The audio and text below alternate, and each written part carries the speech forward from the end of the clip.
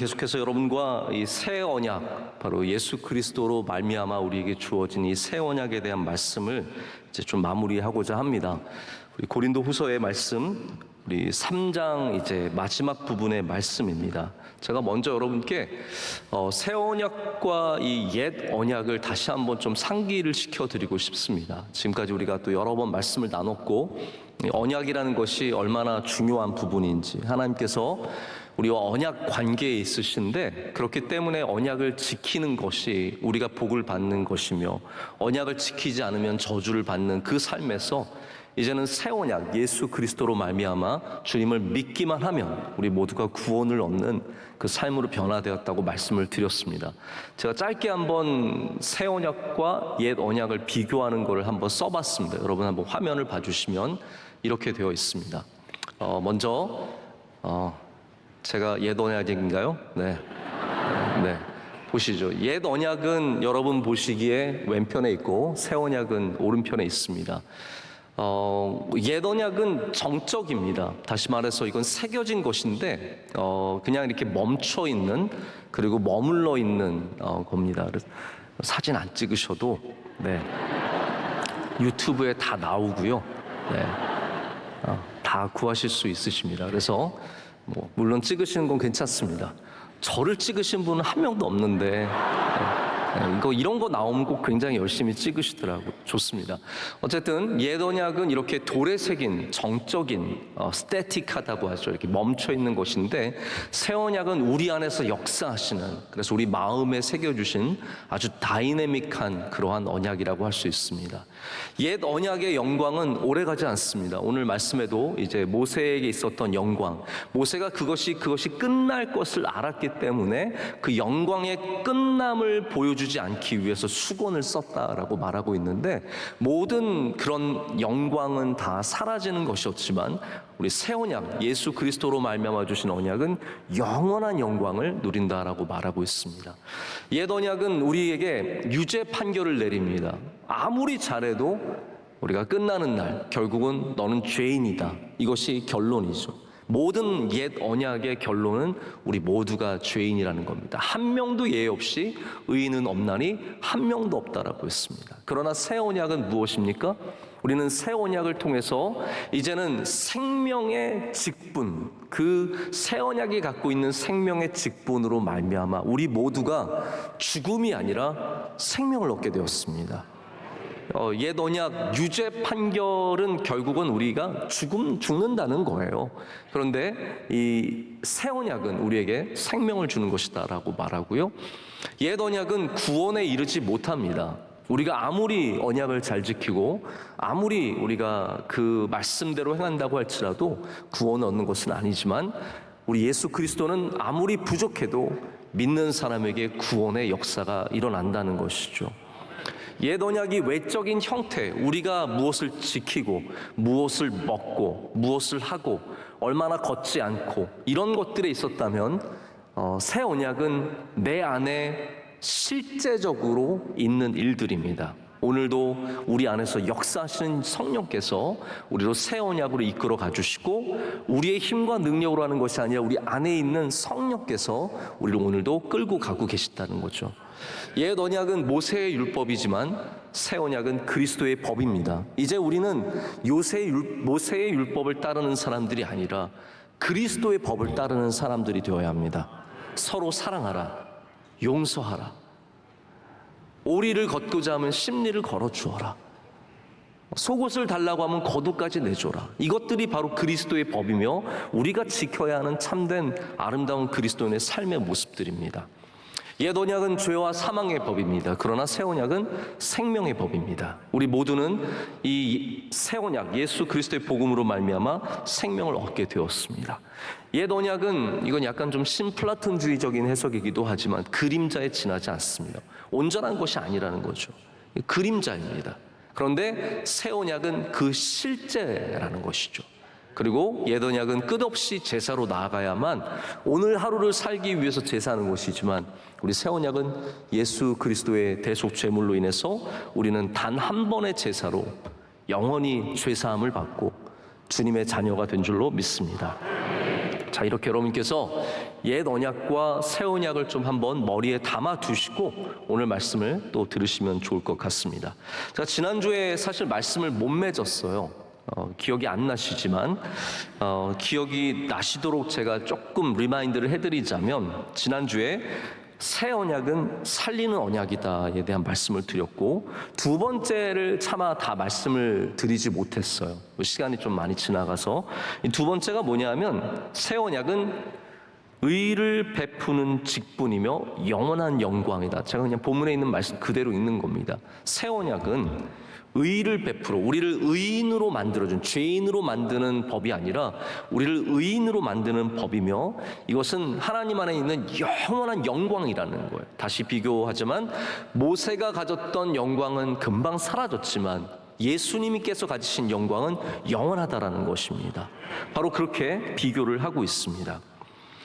유죄를 선고하는 직분, 아마 이제 우리가 흔히 다 그런 건 아니지만 이제 검사와 변호사를 대비할 때, 이제 검사는 누구의 죄를 찾아내는 것이고, 그리고 변호사는 그 죄를 변호하는 것이라고 했는데, 우리가 좀 그렇게 생각을 해보면 좋을 것 같습니다. 옛 율법은, 옛 언약은 끊임없이 우리가 죄인이 되게 합니다. 그래서 아직도 예수님을 믿고 있지만 항상 죄인. 여러분, 그거는 내가 죄인으로 깨닫는 것과 죄의식으로 눌려 사는 건 조금 다른 입장입니다. 여러분, 내가 죄인임을 깨달을수록 우리는 하나님의 은혜 속에 살아가게 됩니다. 이게 여러분 참 중요한 부분이에요. 내가 죄인 중에 괴수다라고 해서 그 사람이 죄의식에 눌려서 아무것도 못하는 그러한 삶을 사는 건 아니라는 겁니다. 내가 하나님 앞에 철저한 죄인, 이거는 total depravity잖아요. 이거는 완전한 타락이기 때문에 그 어떠한 무엇도 구원할 수 없는 완전한 죄인이라는 것을 알면 거기에 은혜가 있습니다. 그런 사람들은 은혜를 알고 기쁨으로 살아갈 수 있어요. 그런데 율법에 매여 사는 사람은 오늘도 내가 뭐 죄 지을까 봐 겁나가지고, 그리고 내가 지은 죄가 있어서 항상 하나님 앞에 아무것도 못하고 하나님의 은혜도 구하지 못하고 늘 죄에 눌려서 삽니다. 그러다 보니까 어려운 일만 있으면, 제가 지난주에 말씀드린 게 그거잖아요. 어려운 일만 있으면 나 또 죄 지었지, 내가 무슨 죄를 지었지. 하나님의 은혜보다 죄의 힘이 큰 거예요. 여러분, 우리 새 언약을 믿는 사람들, 예수 그리스도의 은혜를 믿는 사람은 어떻습니까? 어떠한 죄의 능력보다 예수 그리스도의 능력이 크심을 믿어야 합니다. 이게 우리가 받아야 할 새 언약의 모습이에요. 그래서 의를 베푸는 직분, 여러분, 예수님을 믿으면 우리가 예수 그리스도 안에서 의롭다함을 받은 것을 믿게 됩니다. 다시 말씀, 우린 여전히 죄인이에요. 저도 말할 수 없는 죄인입니다. 너무너무 부족한 사람입니다. 그러나 감사한 것은 우리가 주 예수 그리스도를 믿기 때문에 이제 주님의 은혜로 의를 입어 살아가게 된다는 것입니다. 우리 모두는 절대로 새로워지지 않습니다. 오늘 여러분 새로워진 분 계십니까? 우리 성도님들은 저에게 참 거짓말을 잘하세요. 저를 만나면 목사님 젊어지셨어요. 제가 또 젊어지면 얼마나 젊어지겠습니까? 이미 젊은데 뭐 얼마나 젊어지기를 원하세요? 이미 제가 아직도 나이가 많지 않으니까. 근데 늘 그런 말씀을 아주 그냥 눈 하나 깜빡하지 않고 그냥 목사님 젊어지셨어요. 여러분, 다 거짓말입니다. 우리는 젊어질 수 없습니다. 우리는 새로워질 수도 없습니다. 우리는 날마다 후패해져 가는 육신을 갖고 있습니다. 그러나 예수 그리스도 안에 있으면 우리 모두는 새로운 피조물입니다. 주님 안에서, 이 새로운 언약 안에서 우리는 이제는 우리의 육신은 날로 후패해지나 우리의 영은 날마다 새로워지는 것입니다. 우리 주님 안에 있으면 날마다 새로운 마음을 주십니다. 어제 힘들었어요. 어제 마음이 괴로웠어요. 어제 나를 괴롭힌 사람이 있었어요. 그러나 주님의 영이 내 안에 있으면 오늘 새로운 마음을 허락해 주십니다. 오늘도 새로운 은혜가 여러분과 함께 하시기를 축복합니다. 이게 영으로만 가능한 일이에요. 율법으로는 이렇게 될 수가 없습니다. 율법은 반복되는 죄에 검사처럼 죄인임을 끊임없이 고소하는 우리를 고발하는 그러한 일이라는 것이죠. 자, 근데 바울이 이것을 영광의 빛에 비교를 하고 있는 겁니다. 여기 이제 중요한 새 언약과 옛 언약을 비교하는 도구가 두 가지가 나옵니다. 하나는 빛이고 또 하나는 수건이에요. 이 두 가지를 우리가 오늘 좀 생각을 하면서 말씀을 들으시면 좋을 것 같습니다. 당시 모세는 절대적인 인물입니다.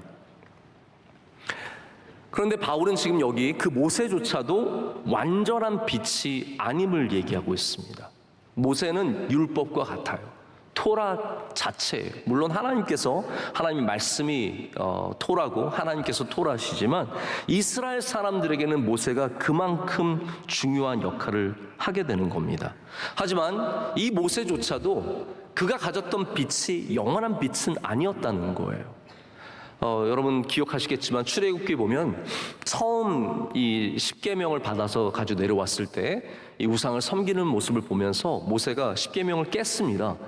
참 그것도 참 대단해요. 하나님 주신 거 이렇게 깨기 쉽지 않은데 깬 거예요. 그래서 다시 또 하나님께 올라가요. 또 써주세요. 그래서 또 올라가요. 그래서 하나님을 만나서 또 거기서 이번에 두 번째 십계명을 받아서 내려옵니다. 근데 그때 모세는 스스로 깨닫지 못했는데 이게 34장에 나오는 얘기죠. 사람들이 그를 보니까 그의 얼굴이 빛의 광채가 나고 있었습니다. 하나님의 영광의 빛이 그에게 비추어서 그가 빛을 내고 있었습니다. 자, 근데 저렇게 34장에 이제 그래서 모세가 수건을 쓴 이야기가 나오고 오늘 말씀에도 계속해서 그 수건에 대한 이야기가 나옵니다. 분명한 것은 이거예요. 그 빛은 영원히 가는 빛이 아니었어요.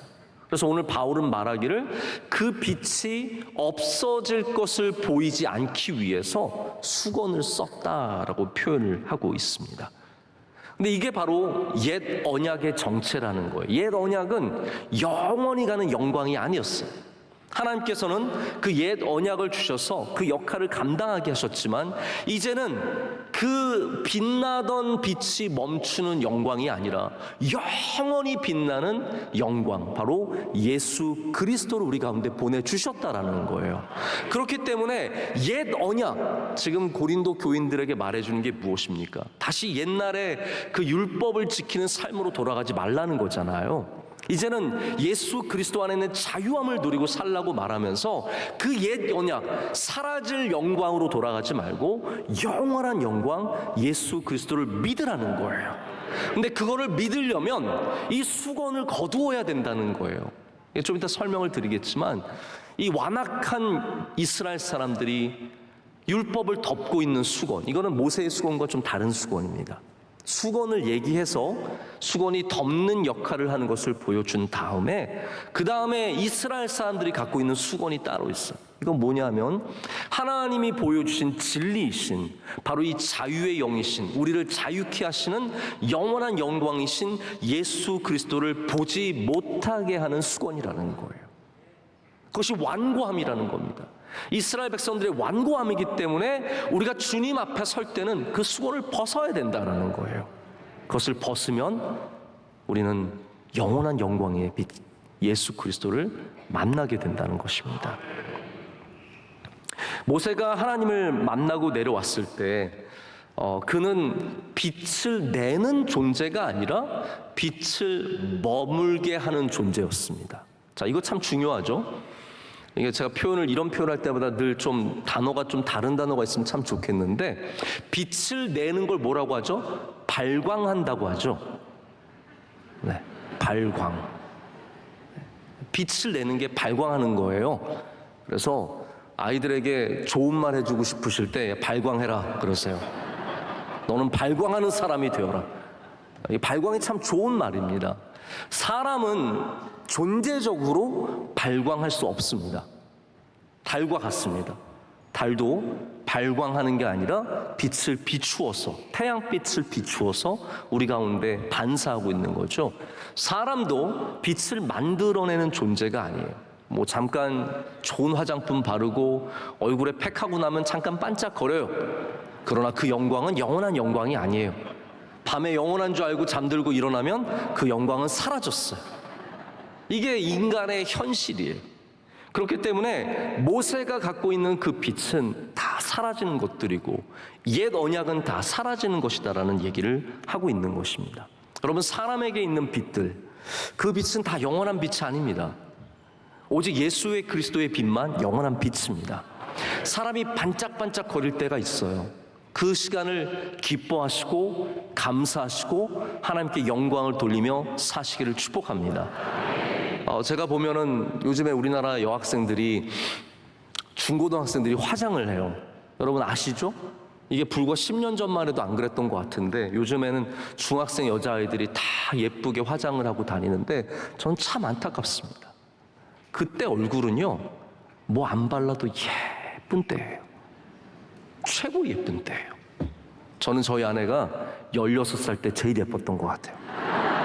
저 우리 같이 교회 같이 나오고 있었거든요. 자, 우리 교회 중등부에서 이영민 집사님도 알잖아요. 그렇죠? 혹시 집사님도 좋아하셨어요? 네.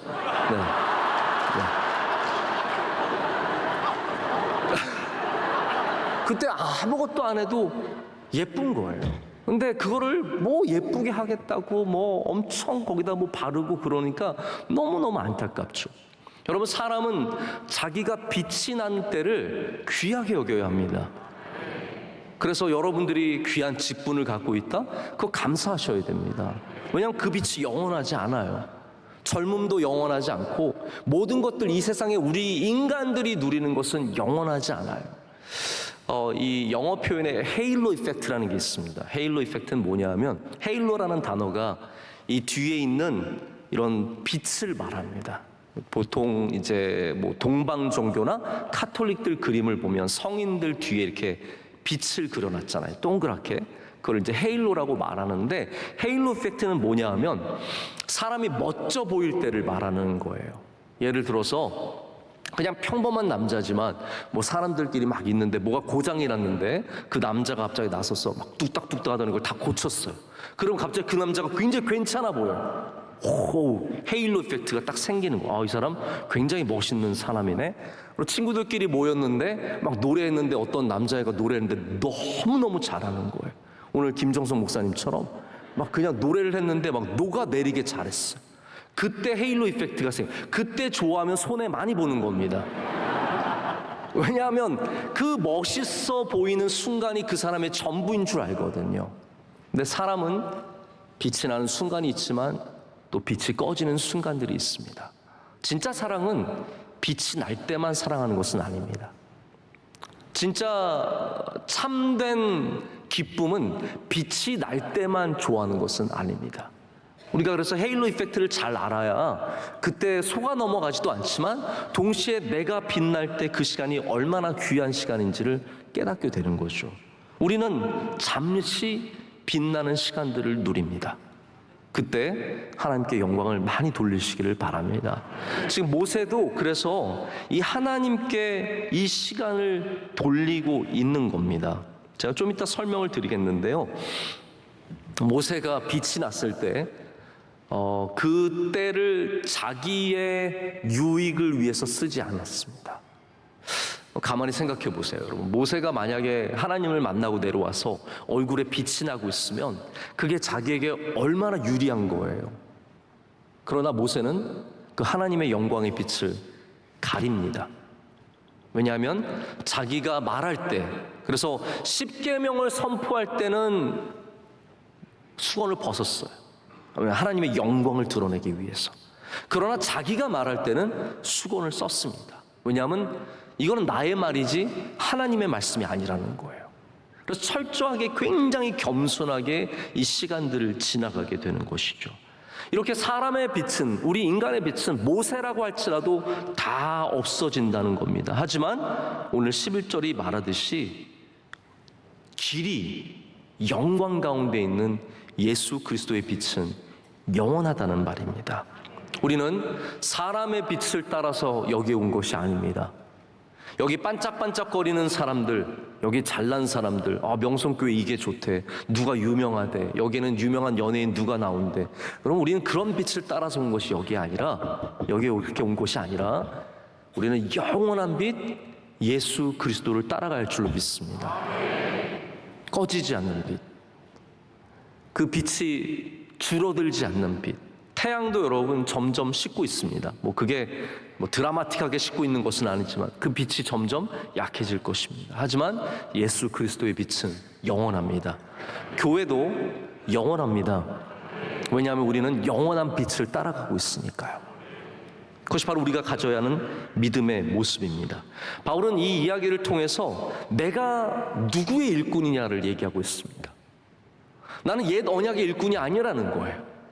내가 이렇게 하는 모든 일들, 내가 주님의 메신저가 되어서 이 복음을 전하고 이 일을 하는 이유는 바로 여기 새 언약이 꺼지지 않는 영광이, 영원한 빛이 여기에 있기 때문입니다 라고 오늘 말씀을 하고 있는 겁니다.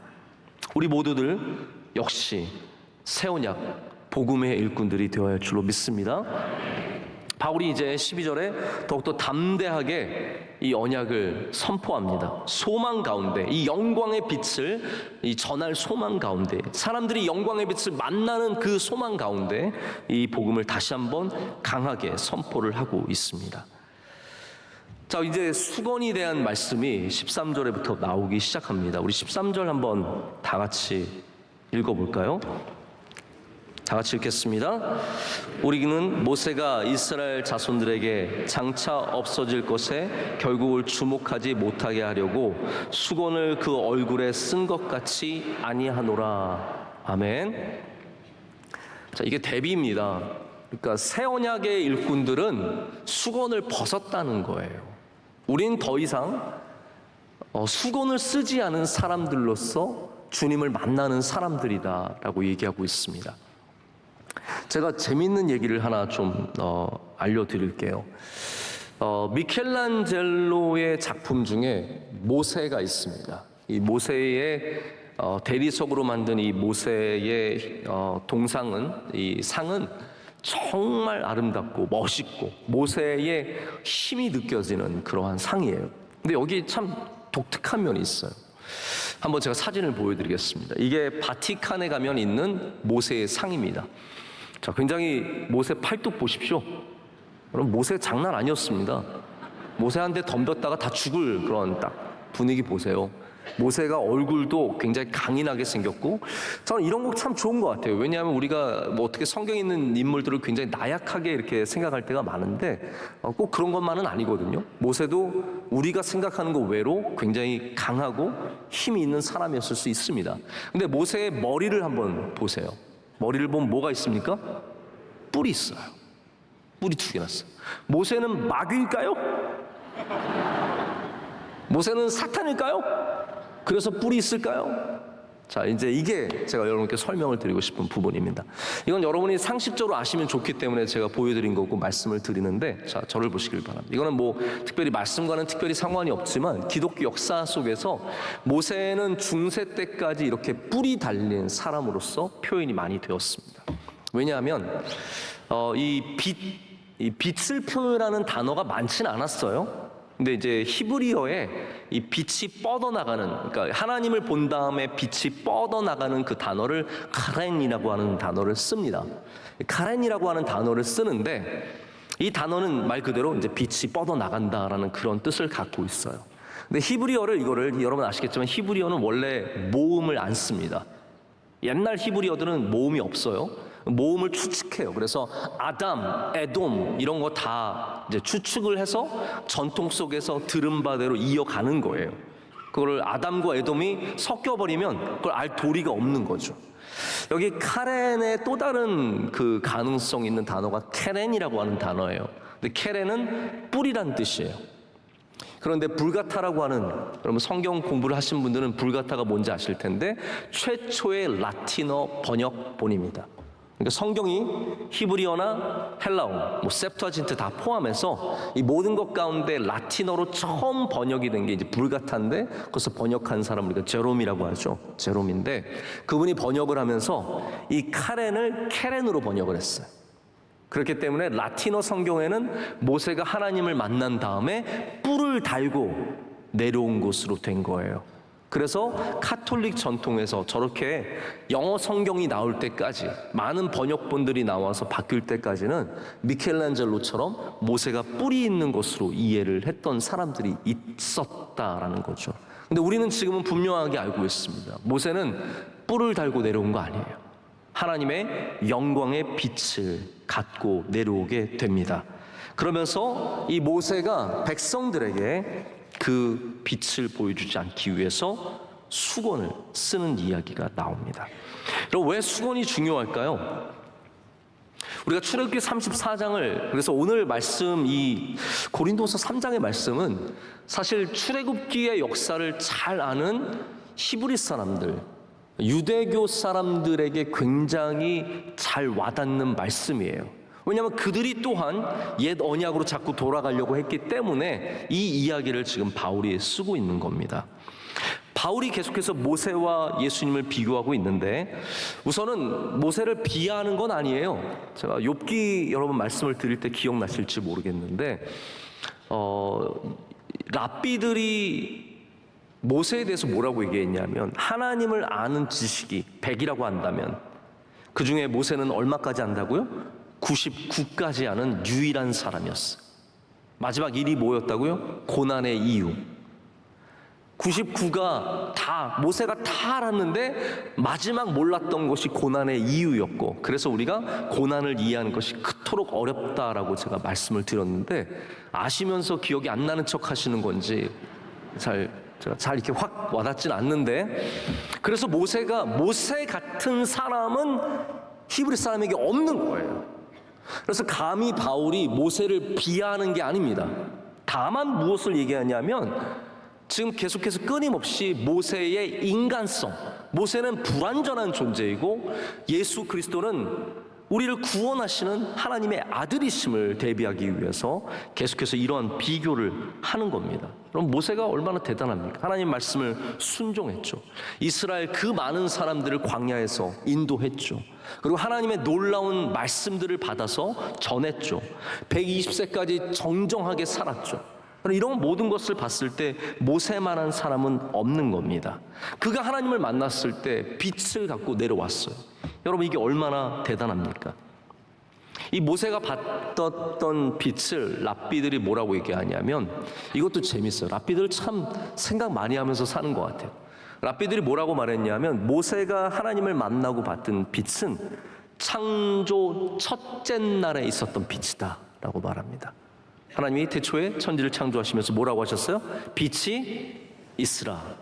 그 빛을 모세가 받았다라고 말하면서, 이 빛은, 이거 재밌습니다, 태양의 6만 75배만큼 밝다. 그럼 태양보다 6만 75배만큼 밝다는 건 도대체 어떻게 계산을 해야 나오는 건지 저 미물인 저는 도저히 상상이 안 가는데, 랍비들이 그렇게 얘기할 정도로 위대한 그 빛을 받게 된 겁니다. 근데 모세가 자기의 얼굴을 가렸습니다. 여러분, 잘생긴 사람은 얼굴을 가리고 싶어 할까요? 예쁜 사람은 얼굴을 가리고 싶을까요? 아니에요. 지금 마스크 때문에 속상한 사람이 여기에 2-5명 정도 계실 거예요. 나머지는 다 기쁘죠. 저도 솔직히 제가 중학교 때, 저는 이걸 마기꾼이라고 하는 거 들어보셨어요? 마기꾼? 마기꾼은 마스크를 쓴 사기꾼이란 뜻이죠. 마스크 써서 예뻐 보이는 멋있는 사람들. 근데 저는 이거 중학교 때 알았는데, 제가 중학교 때 감기 걸려서 마스크를 썼는데 제가 너무 잘생겨 보이는 거예요. 이거다. 나는 겨울에 늘 마스크 쓰고 다녀야겠다. 여러분, 잘생긴 사람은 마스크 안 쓰려고 합니다. 우리 같은 평범한 사람들이 마스크 쓰고 나가는 게 해피하죠. 아침에 딱 마스크 쓰면서 다 갖추었어. 나가는 거예요. 잘생기면 보여주고 싶고, 능력 있으면 보여주고 싶고, 내가 갖고 있는 것이 멋있으면 다 보여주고 싶은 것이 인간의 마음이에요. 그런데 모세는 얼마나 뛰어난 사람입니까? 그가 하나님의 영광을 몸에 지니고 있었는데 그것을 가렸습니다. 얼마나 겸손한 사람입니까? 그 기회예요. 하나님의 영광이 자기에 나타났을 때, 야, 이리 와봐라. 사람들이 그를 얼마나 두려워하며 경외하며 받겠습니까? 근데 모세가 원했던 것은 이스라엘 백성들이 하나님만 경외하기를 원했던 거예요. 자기를 경외하는 걸 원치 않았습니다. 두려움으로, 와, 저 빛나는 얼굴을 봐라. 태양의 6만 75배. 그 빛나는 빛을 보면서 다 엎드려 떨며 발발 떨면서 모세를 경배하는 거, 그게 가장 모세가 조심했던 겁니다. 그래서 모세는 얼굴에 수건을 가린 겁니다. 오직 하나님을, 그래서 여기 보면은 16절을 보면 언제든지 주께로 돌아가면 그 수건이 벗겨지느니라 라고 되어 있는데요, 모세가 하나님을 만나러 갈 때는 그 수건을 벗습니다. 하나님 앞에서는 그 수건을 벗었다는 거예요. 여러분, 우리가 갖고 있는 능력도 많이 있고, 여러분 이 가운데는 참 능력 있는 분들도 많이 계시고, 좋은 집안, 사업도 잘하시고 똑똑하시고 많은 걸 갖고 계셨겠지만, 갖고 계시겠지만, 우리는 수건 한 장을 준비해야 합니다. 할렐루야. 수건 한 장을 준비해야 합니다. 우리 하나님의 영광을 드러내기 위해서 나를 낮추고 나를 감추고 하나님만 빛나게 하는 그러한 수건이 꼭 있으시기를 축복합니다. 모세가 그 역할을 지금 하는 겁니다. 그래서 수건의 목적이 뭐냐면 가리는 것이에요. 지금 수건이 다양한 사건을 통해서 나오고 있어요. 모세의 수건도 나오고 백성들의 수건도 나오고, 그리고 바울이 말하는 수건이 나오는데, 이 수건을 헷갈려 하지 마세요. 그 목적을 아시면 돼요. 목적이 뭐라고요? 가리는 것. 가리는 것. 모세는 그 영광을 가리기 위해서 수건을 썼습니다. 그런데 백성들에게는 이 수건이 좀 다른 목적을 갖고 있습니다. 백성들이 왜 수건을 여전히 그 율법에, 그 옛 언약에 덮고 있냐면, 그들이 완고하기 때문에 그들이 본질을 보지 못하는 그러한 답답한 눈을 말하고 있는 겁니다. 지금 이스라엘 백성들은 아직도 예수 그리스도께서 오셨지만 지금도 옛 언약을 보고 있는데, 그 옛 언약이 완성이 되고 새 언약이 되셨다는 이 사실을 보지 않고 수건으로 덮어놓고 있는 거예요. 그것을 뭐라고 표현하고 있습니까? 완고함이라고 표현하고 있습니다. 여러분, 하나님의 영광을 드러내기 위해서 나를 가리는 수건도 있지만, 우리 가운데는 내 생각과 내 의견과 내 주장과 내가 갖고 있는 지식 때문에 수건을 덮어놓고 본질을 안 보는 사람들도 있다라는 겁니다. 여러분, 우리는 그럴 때 내 고집을 이 가리웠던 내 고집을 치워야 합니다. 가리웠던 내 욕망을 치워야 합니다. 가리웠던 내 지식을 치워야 합니다. 가리웠던 내 역사와 내 자랑을 치워야 합니다. 그래야 우리가 주님을 만나게 된다는 것이죠. 이스라엘 백성들은 완고했습니다. 예수님을 받아들이지 않았습니다. 그들은 정말 돌처럼 단단한 마음으로, 교만한 마음으로 예수님을 볼 수가 없었습니다. 왜냐하면 다 수건이 너무 두꺼웠기 때문이죠. 사람은 완고해지면 절대로 본질을 보지 못합니다. 어떤 사람들은 피부색 때문에 본질을 보지 못합니다. 어떤 사람들은 출신 학교 그거 하나 가지고 판단하느라고 그 사람의 능력을 보지 못합니다.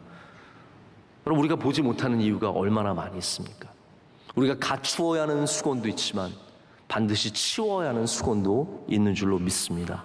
우리 교회는 그런 수건들이 좀 치워졌으면 좋겠습니다.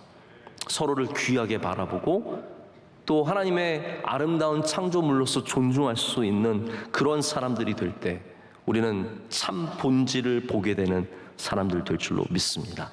그런 면에서 예수님은 수건을 거두어 주시는 분이십니다.